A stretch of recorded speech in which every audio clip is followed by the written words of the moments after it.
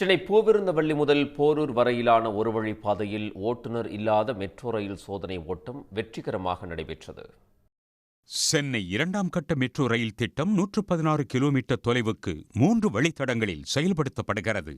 அதில் முக்கிய வழித்தடமான கலங்கரை விளக்கம் பூவிருந்தவல்லி இடையேயான தடத்தில் முழு வீச்சில் பணிகள் நடைபெற்று வருகின்றன.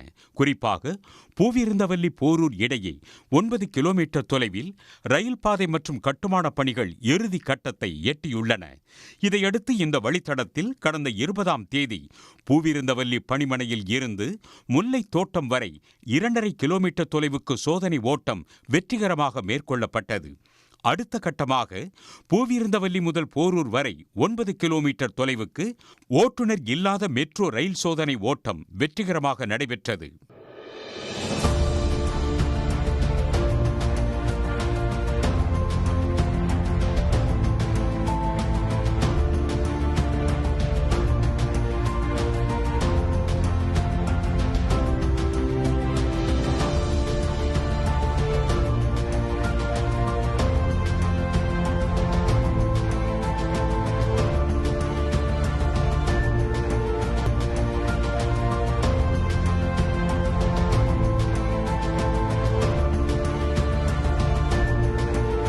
பத்துலேருந்து 15-20 கிலோமீட்டர் வரை பெர் ஹவர் ஸ்பீடில் ஃபஸ்ட்டு ட்ராவல் முல்லை தோட்டத்திலேருந்து இங்கே வரை இந்த போரூர் வரை நடந்தது.